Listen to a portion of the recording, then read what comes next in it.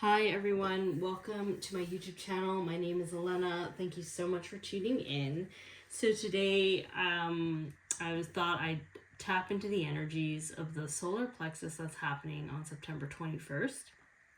I did flip some cards here and then I was trying to remember a quote that pertains to this reading and I didn't understand it. I couldn't remember it, so I had to stop the video and it just messed it up. So I'm starting again.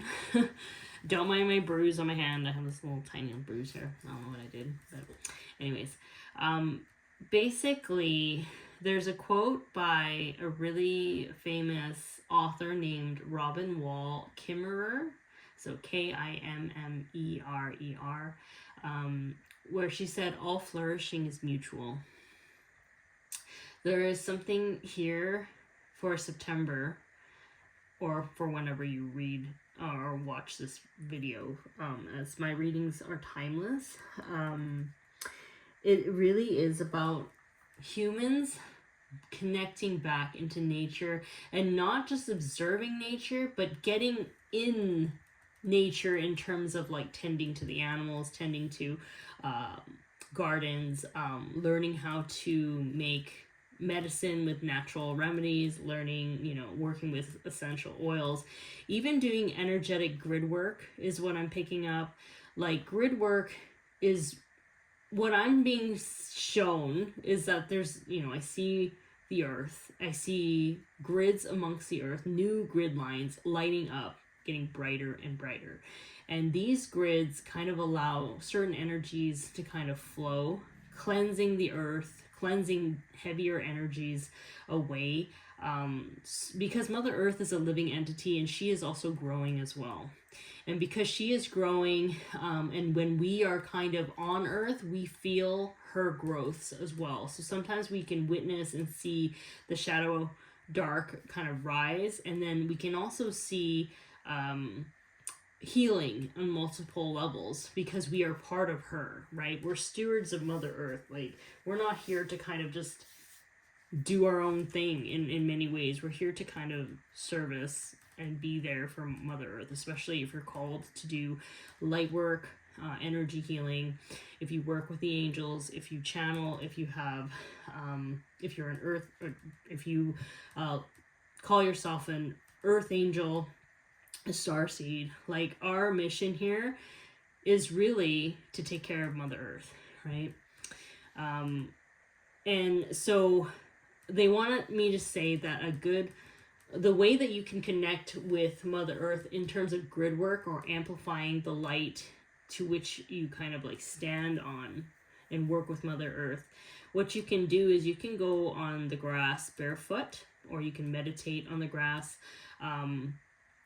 It's really about setting your intention. It's like they say, it's not about like performing. It doesn't have to be perfect how you do this.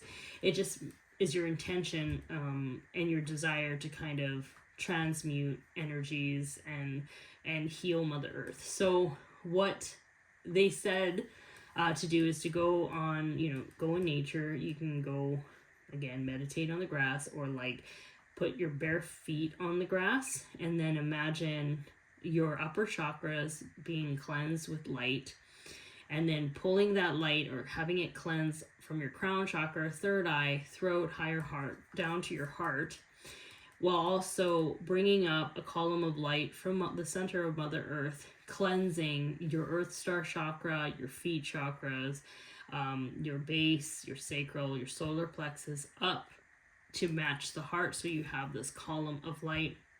And then what you can do is you can ask your guides and angels to put a shield of protection around you during this time, and to have Mother Earth kind of pull away any unwanted energies for your highest and best good to be transmuted into positive energy. And like your guardians and your guides and Mother Earth will use that energy for something else to kind of assist wherever they need, because energy can't be destroyed. It can just be alchemized into something beneficial and useful. So that's another way of working with Mother Earth. And it was kind of interesting when they told me about this, because this was something I've always done. I've always done this.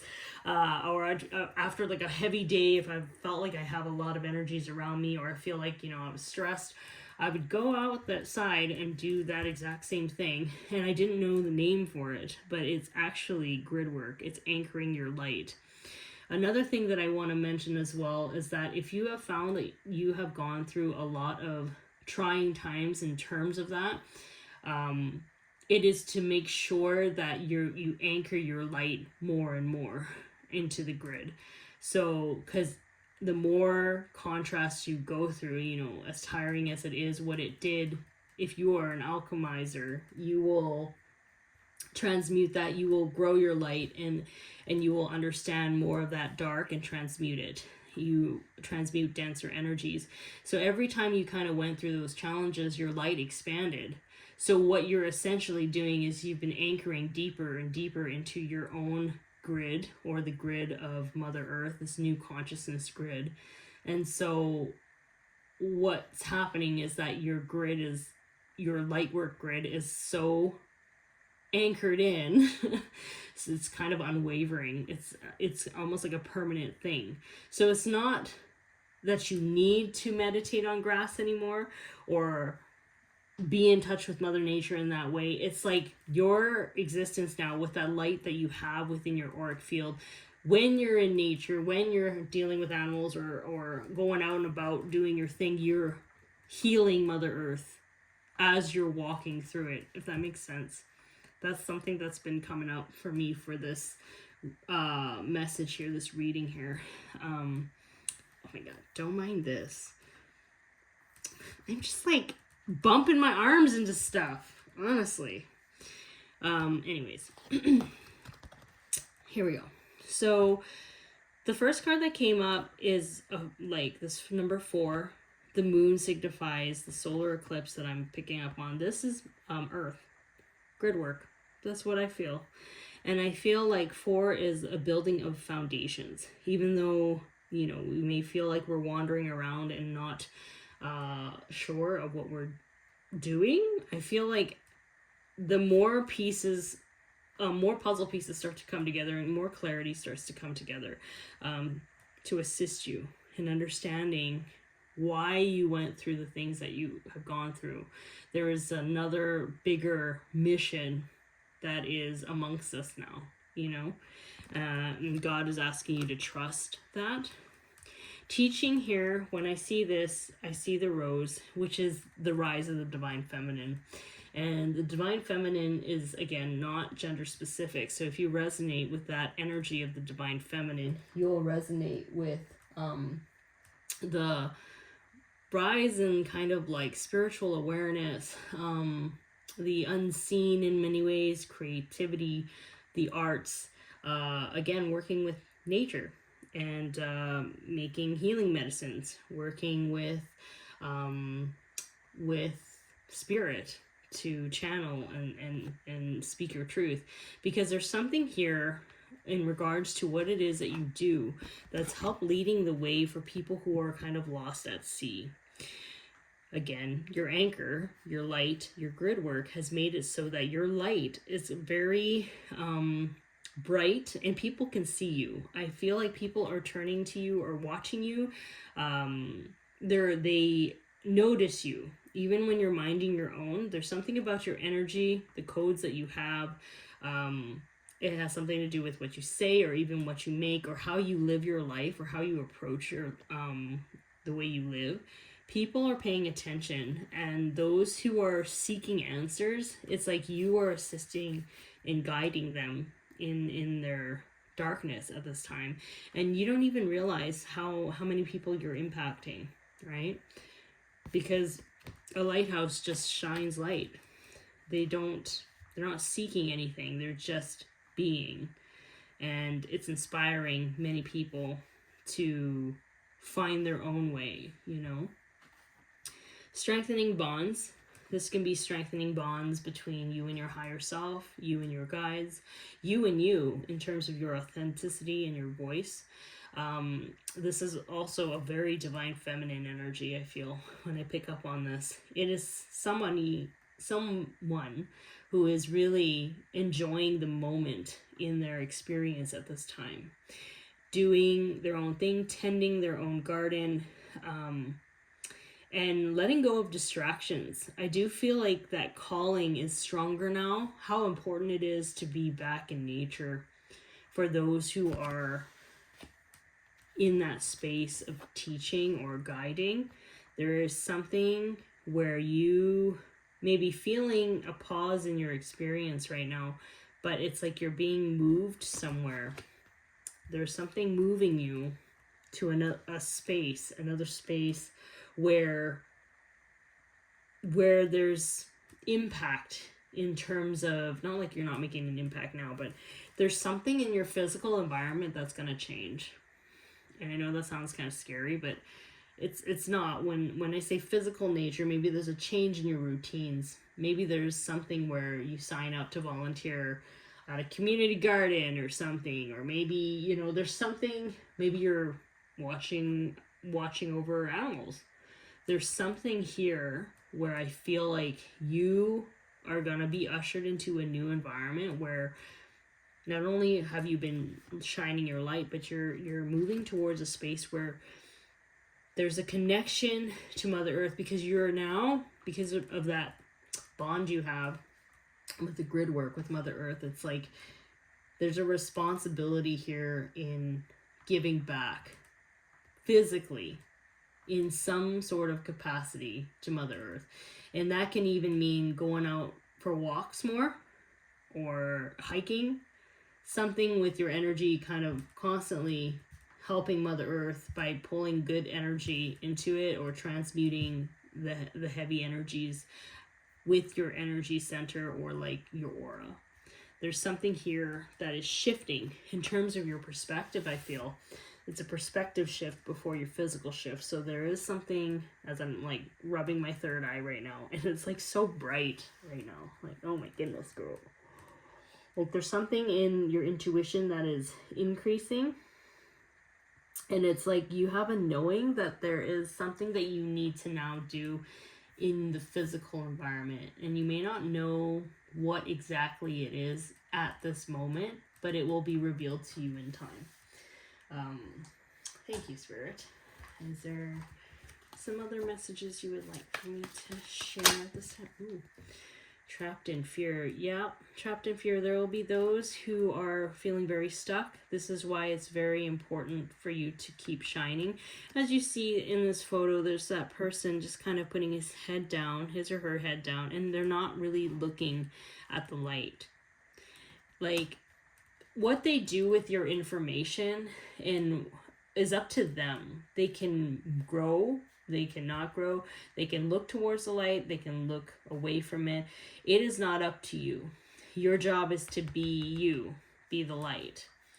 Okay, so that's really important to say as well. Because, and I also see, with that grid there, it's almost like, or like that, grid shielding. It's like, these people cannot project and change the trajectory of your light because you've anchored it so deeply. It's like they can't manipulate it. Whereas I feel like before, maybe you were more easily... Light. Do you see that? Light right on top of here. Okay. Whereas before, I feel like you were easily kind of swayed or like pushed to dim your light. It was easier for you to do that because you didn't really fully anchor into your knowing of what your purpose is, which is to be exactly who you are. There's something here in regards to that.